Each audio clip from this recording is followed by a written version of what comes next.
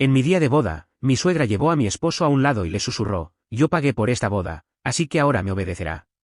Mi esposo se rió y dijo: ella sabe cuál es su lugar.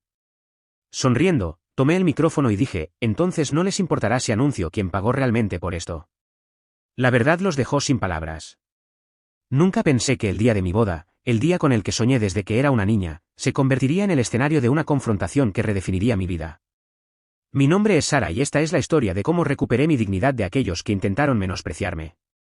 Conocí a Daniel durante nuestro segundo año en la Universidad de Michigan. Era encantador, inteligente y tenía una sonrisa que podía iluminar la habitación más oscura. Nuestra conexión fue instantánea. Pasamos incontables horas estudiando juntos en la biblioteca, compartiendo pizzas a altas horas de la noche y explorando las joyas ocultas de Ann Arbor. Con el tiempo, nuestra amistad floreció en un amor profundo y duradero. Después de graduarnos, decidimos mudarnos juntos a Chicago.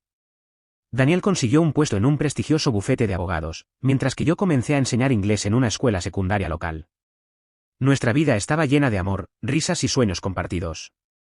Adoptamos un perro rescatado llamado Max, pasábamos los fines de semana explorando los vibrantes vecindarios de la ciudad y apoyábamos las ambiciones del otro. Sentía que estábamos construyendo algo sólido, algo duradero. La madre de Daniel, Margaret, era una mujer formidable, una exitosa mujer de negocios de una familia adinerada de Boston. Tenía grandes expectativas para su único hijo. Desde nuestro primer encuentro, sentí su desaprobación. Tal vez fue mi crianza de clase media en Detroit o mi carrera como maestra de escuela pública lo que no se alineaba con su visión para el futuro de Daniel. En cualquier caso, su comportamiento hacia mí siempre fue frío y desdeñoso. Las reuniones familiares eran particularmente difíciles. Margaret a menudo hacía comentarios pasivo-agresivos sobre mi elección de carrera, cuestionando por qué no había perseguido algo más ambicioso. Recordaba a las exnovias de Daniel, destacando sus logros y pedigríes. Estaba claro que no creía que yo fuera lo suficientemente buena para su hijo. A pesar de su actitud, intenté construir una relación con ella. La invité a almorzar, le pedí consejos sobre la planificación de la boda y la incluí en las discusiones sobre nuestro futuro. Pero no importaba cuánto lo intentara, siempre me sentí como una extraña. A pesar del comportamiento frío de Margaret, Daniel me propuso matrimonio en una noche nevada en Millennium Park, justo enfrente de la icónica escultura Cloud Gate. Fue mágico. Se arrodilló y, con lágrimas en los ojos, me pidió que fuera su esposa. Dije que sí y celebramos con chocolate caliente en un café cercano, soñando con nuestro futuro juntos. Cuando compartimos la noticia con Margaret, su reacción fue tibia en el mejor de los casos. Ofreció una sonrisa tensa y dijo: «Felicidades, supongo. Tenemos una boda que planear». Su falta de entusiasmo era palpable, pero decidí centrarme en lo positivo, creyendo que con el tiempo cambiaría de opinión. Planear una boda no es tarea fácil, especialmente cuando se trata de una suegra que insiste en controlar cada detalle. Margaret se ofreció a pagar la boda, lo que al principio pareció un gesto generoso. Sin embargo, rápidamente se hizo evidente que su contribución financiera venía con condiciones. Desestimó mis ideas, anuló mis decisiones y me trató como una invitada en mi propia boda. Desde la elección del lugar hasta la lista de invitados, Margaret tenía una opinión sobre todo. Insistió en una gran fiesta en una mansión histórica en Boston, lejos de nuestros amigos y mi familia en el Midwest. Dictó el menú, la decoración e incluso la elección de mi vestido de novia, favoreciendo a diseñadores que estaban muy por encima de nuestro presupuesto. Daniel, atrapado entre su madre y yo, a menudo se ponía de su lado para mantener la paz. Decía cosas como: ella solo quiere lo mejor para nosotros o es importante para ella, simplemente sigámosle la corriente. Me sentía aislada e impotente, pero me aferraba a la creencia de que una vez que la boda terminara, las cosas mejorarían. A medida que se acercaba la boda, mis damas de honor organizaron una hermosa despedida de soltera para mí en Chicago. Fue un día lleno de amor, risas y momentos sinceros. Margaret asistió, pero se mantuvo distante, interactuando mínimamente con mis amigos y familiares. Hacia el final del evento, mientras abría los regalos, Margaret me entregó una caja bellamente envuelta. Dentro había una reliquia familiar, un collar de perlas que se había transmitido de generación en generación en la familia de Daniel. Me conmovió el gesto y le agradecí efusivamente. Sin embargo, más tarde esa noche, me llevó a un lado y me dijo: «Espero que entiendas el significado de ese collar. Usarlo simboliza tu aceptación en nuestra familia y las expectativas que conlleva». Sus palabras se sintieron más como una advertencia que como una bienvenida. La noche antes de la boda, celebramos una cena de ensayo en un pintoresco restaurante de Boston. Fue una reunión íntima de familiares y amigos cercanos. Durante la cena, Margaret se puso de pie para hacer un brindis. Habló sobre las tradiciones familiares, la importancia del patrimonio y sutilmente insinuó las responsabilidades que estaba a punto de asumir al casarme con Daniel. Terminó su discurso con: Sara, confío en que defenderás los valores y estándares que nuestra familia aprecia. La sala se quedó en silencio y sentí el peso de sus palabras presionándome. Logré una sonrisa educada, pero por dentro estaba furiosa. Nuestra boda tuvo lugar en la gran mansión histórica que Margaret había elegido. El lugar era impresionante, con sus amplias escaleras, candelabros ornamentados y jardines cuidados. Mientras estaba de pie en la suite nupcial, vestida con mi vestido color marfil, respiré hondo, lista para embarcarme en este nuevo capítulo. La ceremonia fue hermosa, aunque teñida por la presencia dominante de Margaret. Había logrado insertarse en todos los aspectos, desde la elección de las flores hasta la disposición de los asientos. Pero estaba decidida a centrarme en Daniel y el amor que compartíamos. Durante la recepción, mientras Daniel y yo nos mezclábamos con nuestros invitados, noté que Margaret lo llevó a un lado. Curiosa, me acerqué, con cuidado de no llamar la atención. Sus palabras fueron agudas y claras: yo pagué por esta boda, así que ahora me obedecerá. La respuesta de Daniel fue una risita: ella sabe cuál es su lugar. Mi corazón se hundió. El hombre que amaba, el hombre con el que me casaba, me veía como alguien que necesitaba saber cuál era su lugar. El peso de su traición me oprimió, pero en medio del dolor se encendió una chispa de desafío. Me acerqué al escenario donde tocaba la banda e hice una señal para que me dieran el micrófono. La sala se silenció mientras me dirigía a nuestros invitados: damas y caballeros, espero que estén disfrutando de esta hermosa velada. Quiero tomarme un momento para expresar mi más profunda gratitud a alguien que hizo posible este día. La cara de Margaret se iluminó, asumiendo que estaba a punto de ser reconocida. A mis padres, continué, quienes trabajaron incansablemente, sacrificando tanto para contribuir financieramente a esta boda. Su apoyo y amor inquebrantables han sido mi base. Gracias. Un murmullo se extendió entre la multitud. Miradas confusas se lanzaron entre Margaret y Daniel. La expresión de Margaret se convirtió en una máscara de sorpresa e indignación. Pero agregué, con voz firme: también quiero reconocer a alguien que creyó que podía comprar control y obediencia. A eso digo, no soy una posesión, no soy un peón y no seré silenciada. La sala se sumió en un silencio atónito. Devolví el micrófono a la banda y salí del escenario con la cabeza en alto. En el momento en que bajé del escenario, supe que algo había cambiado. Pude sentir el cambio en el aire. Susurros se extendieron entre los invitados como el viento entre las hojas secas. Algunos estaban sorprendidos, otros impresionados, otros claramente incómodos.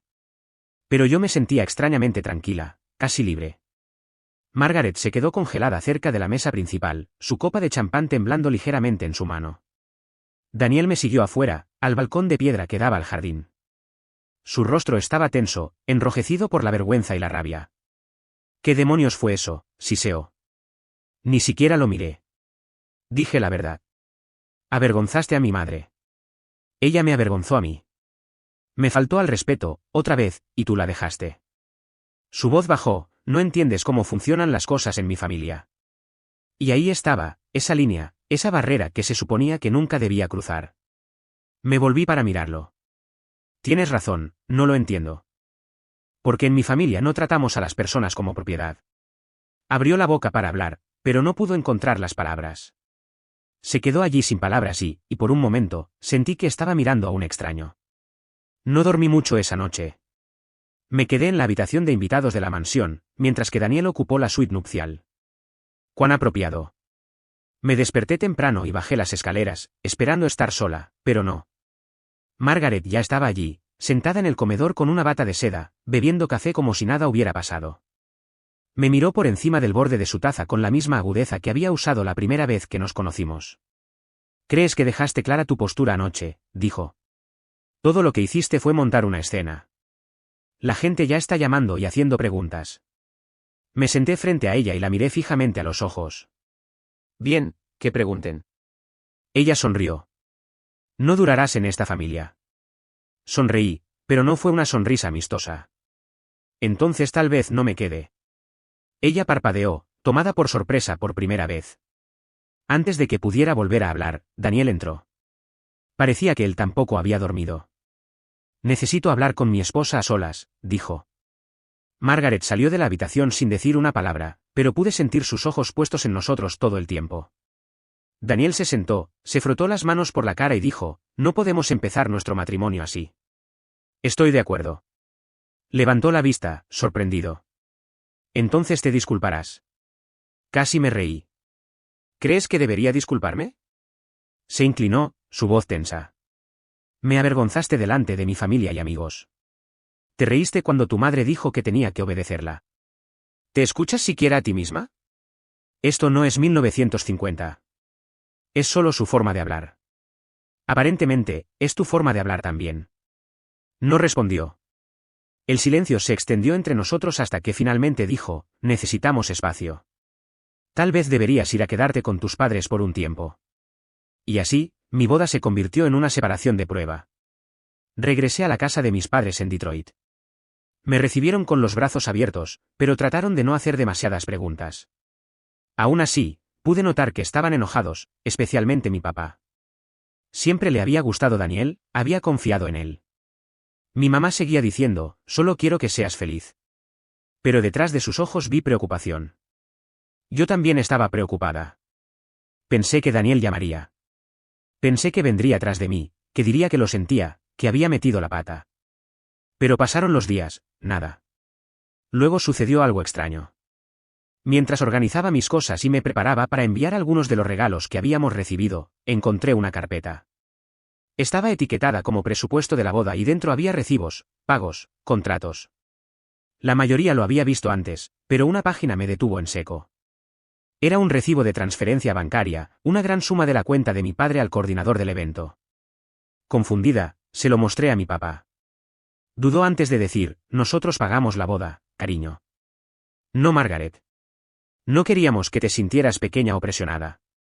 Así que no dijimos nada, la dejamos llevarse el crédito si eso la hacía feliz.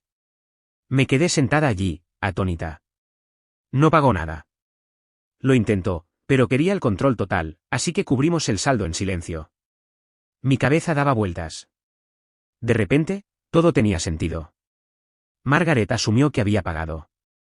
Daniel nunca preguntó, simplemente siguió adelante. Más tarde esa semana, mientras todavía estaba en casa de mis padres, recibí un mensaje de texto de uno de los viejos amigos de la universidad de Daniel. Solo 4 palabras, necesitas saber. Luego me llamó, y lo que dijo me dejó temblando. Aparentemente, Daniel tenía un segundo teléfono, uno que usaba para negocios mientras planeaba la boda. Pero no eran negocios. Eran mensajes, coquetos, sugerentes, con alguien con quien solía salir.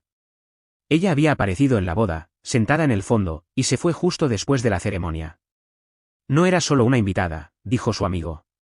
Creo que algo está pasando. No quería creerlo, pero algo en mis entrañas me decía que era cierto. Así que hice algo que nunca pensé que haría. Contraté a un investigador privado. En una semana, tenía fotos, capturas de pantalla, fechas, recibos de hotel, todo estaba allí. Mientras yo me estresaba por los centros de mesa y la disposición de los asientos, Daniel pasaba los fines de semana con otra persona. La traición era más profunda de lo que creía posible. Y la peor parte, Margaret lo sabía. En uno de los mensajes, la mujer dijo, tu mamá dijo que solo te casas con ella por las expectativas de la familia. Lo entiendo. Mi mundo se detuvo. Todo lo que había creído estaba construido sobre mentiras. Y de repente, la boda no era una celebración, era una trampa. No esperé. Imprimí cada mensaje, cada recibo, cada foto que el investigador había reunido. Los puse todos en un sobre sencillo. A la mañana siguiente, reservé un tren de regreso a Boston. No le dije a Daniel que iba, quería ver la expresión de su rostro. Cuando llegué a nuestro apartamento, sí, al que se suponía que me mudaría después de la luna de miel, su auto estaba en el estacionamiento. Mi llave todavía funcionaba. Estaba sentado en el sofá, desplazándose por su teléfono, completamente relajado. Levantó la vista, sobresaltado. ¿Sí? Tiré el sobre la mesa de café. Ábrelo. Hojeó las páginas lentamente, poniéndose más pálido a cada segundo. ¿Quién te dio esto?, preguntó, tratando de sonar tranquilo. ¿Importa? Se frotó la frente. No es lo que parece. Entonces explica los recibos del hotel, los mensajes. ¿Ella? No dijo nada. Y entonces lancé la bomba, tu madre lo sabía. Ella lo alentó. Sus ojos se abrieron de par en par. Eso no es cierto. Me llamó una posesión. Te reíste. Le dijiste que sabía cuál era mi lugar. ¿De verdad crees que no se sentiría con derecho a meterse en el resto de nuestras vidas? Aún sin respuesta. No soy la marioneta de tu madre, no soy tu plan B y no seguiré casada con un hombre que engaña antes de que termine la luna de miel. Me fui ese mismo día, pero no había terminado. 3 semanas después, solicité una anulación. No un divorcio, una anulación. Quería que se borrara, como si nunca hubiera sucedido. Y como había pruebas claras de infidelidad antes incluso de que el matrimonio comenzara, tenía un caso sólido. Pero ese no fue el giro. Cuando se entregaron los documentos judiciales, Margaret me llamó. Dejé que saltara el buzón de voz, pero el mensaje que dejó cambió todo.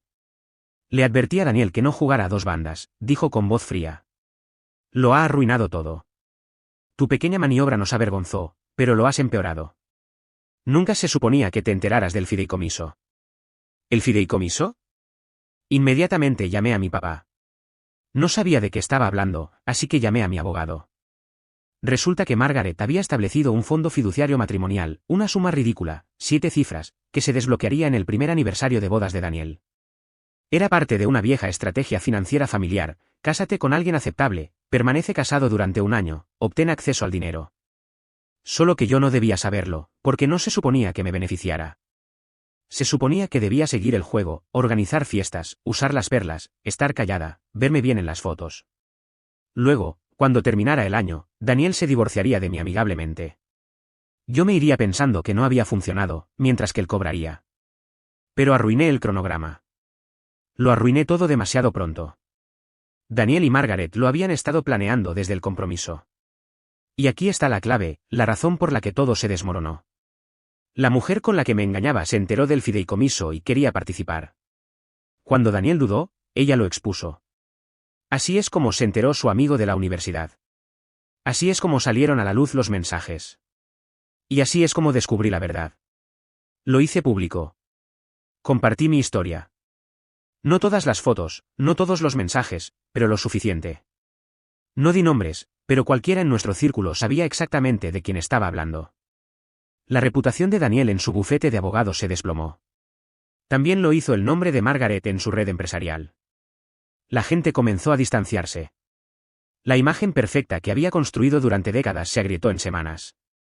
Mi bandeja de entrada estaba llena de disculpas de amigos que no me habían creído, de excompañeros de trabajo de Margaret que decían: sabíamos que algo andaba mal. Pero todavía quedaba un último giro. Un mes después de que la anulación finalizara, recibí una carta certificada del abogado de Margaret. Decía que si no firmaba un acuerdo de confidencialidad, me demandaría por difamación. Afirmaba que mis declaraciones públicas habían dañado el valor de su patrimonio y que había explotado la confianza de Daniel. Pero era un farol. Mi abogado respondió con una frase: aceptamos el descubrimiento. Nunca dieron seguimiento. En cambio, escuché de alguien inesperado, la hermana de Margaret. Se llamaba Eleanor y vivía en Connecticut. La había conocido solo una vez, brevemente, durante una cena de compromiso. Pidió reunirse para tomar un café. En esa reunión, Eleanor me dijo algo que me dejó sin palabras. Hay un testamento, dijo, uno más antiguo. Antes de que Margaret se volviera tan fría. En él, dejó una parte de su patrimonio a su futura nuera, siempre que siguiera casada después de 5 años. Esa cláusula todavía existe, pero se olvidó de actualizarla después de todo este drama. Y está furiosa por eso. La miré fijamente. ¿Por qué me dices esto? Ella bebió su té. Porque Margaret ha lastimado a todos en esta familia. No eres la primera, pero podrías ser la última. No he respondido a Margaret. No he hablado con Daniel. Pero he guardado los archivos, las grabaciones y todo lo que Eleanor me dio. Creen que he terminado, pero no. Pasé las siguientes semanas pensando mucho. No era alguien que creyera en la venganza. Durante la mayor parte de mi vida, solo quise paz y que me dejaran en paz para vivirla. Pero la paz no llega cuando personas como Margaret andan sueltas, personas como Daniel se salen con la suya porque nadie les pide cuentas. Y tal vez, por una vez en mi vida, necesitaba dejar de esperar la paz y hacer que algo sucediera. Y sí, lo admito, quería que sintieran aunque fuera una fracción de la humillación que yo sentí. Decidí no destruirlos con demandas o amenazas. No, así no es como se derriba a gente así. No le temen al dinero, le temen a la reputación. Así que volví al principio. Escribí una carta larga, tranquila, basada en hechos. Sin insultos, sin exageraciones, solo la verdad. Con fotos, con recibos, con una cronología. Envié esa carta a los socios del bufete de abogados de Daniel, a la junta de la organización benéfica en la que Margaret participaba, a la junta de su club de campo, a la Asociación de Mujeres Empresarias de Boston, al pastor de su iglesia. Pero no me detuve ahí. ¿Recuerdan ese fideicomiso, el que Margaret creó para pagar si Daniel permanecía casado un año? Se financió a través de la empresa de gestión financiera de la familia. Esa empresa tenía reglas, cláusulas, estándares éticos. También les envié la carta y cité a su departamento de cumplimiento. No tardó mucho. El primer golpe, Daniel fue discretamente puesto en licencia indefinida de su empresa. No por el romance, sino porque no reveló la existencia del fideicomiso durante un caso de asesinato. Resulta que contaba como un conflicto de intereses. Su nombre fue borrado del sitio web en cuestión de días. Margaret, le pidieron que renunciara a la junta de la organización benéfica. Alguien filtró anónimamente capturas de pantalla del mensaje de voz que me había dejado. No fui yo, alguien más. Todavía no sé quién, pero sonreí cuando me enteré. La iglesia, no la prohibieron, pero su papel de liderazgo desapareció de la noche a la mañana. Y en el club de campo, la gente empezó a susurrar. No en voz alta, pero lo suficiente. El fondo fiduciario, congelado a la espera de revisión. Eleanor lo confirmó en una tranquila llamada telefónica. Y justo cuando pensé que había terminado, justo cuando pensé que finalmente había terminado, recibí un mensaje de Daniel. Era corto, reúnete conmigo. Curiosa, fui. Nos encontramos en un banco de un parque público, el mismo lugar donde tuvimos nuestro primer picnic hace años. Parecía más delgado, cansado, no como el hombre seguro de sí mismo que una vez conocí. Quería decir que lo siento, dijo. Asentí. ¿Sientes que me haya enterado o sientes lo que hiciste?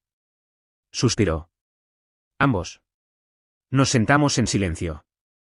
Luego agregó, lo arruinaste todo. Ahí fue cuando exploté. No, Daniel, tú lo arruinaste todo. Dejaste que tu madre me tratara como basura. Me usaste. Me engañaste. Yo solo fui la gota que colmó el vaso.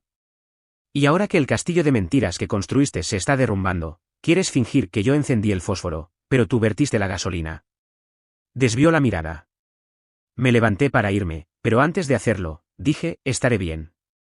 Reconstruiré. Tengo familia, amigos, dignidad. ¿Qué tienes tú ahora? No respondió. Me mudé de nuevo a Chicago, conseguí un nuevo trabajo, compré un pequeño apartamento y comencé de nuevo, en silencio. Sin drama, solo sanando. La gente se acercó. Algunos me dijeron que era valiente, otros que era mezquina. No me importó, que hablen. Hice lo que tenía que hacer. Desde entonces, he conocido a alguien nuevo. Nada serio todavía, pero es diferente esta vez. Hago más preguntas, busco señales de alerta, confío en mi instinto y confío en mí misma. En cuanto a Margaret, lo último que supe es que está tratando de reconstruir su imagen. Buena suerte con eso. Y Daniel, todavía sin trabajo, visto por última vez viviendo en un pequeño apartamento de alquiler en las afueras de Boston. Sin fideicomiso, sin eventos de la alta sociedad, solo él, solo. Lo curioso de caer en desgracia es que sucede rápido cuando nunca estuviste parado sobre terreno firme para empezar. Aprendí mucho. Cometí errores también. Ignoré las señales de alerta, dejé que la gente me pisoteara durante demasiado tiempo. Pero salí adelante y nunca dejaré que nadie me trate así de nuevo. Así que sí, al final obtuvieron lo que se merecían. Y finalmente obtuve lo que yo también merezco.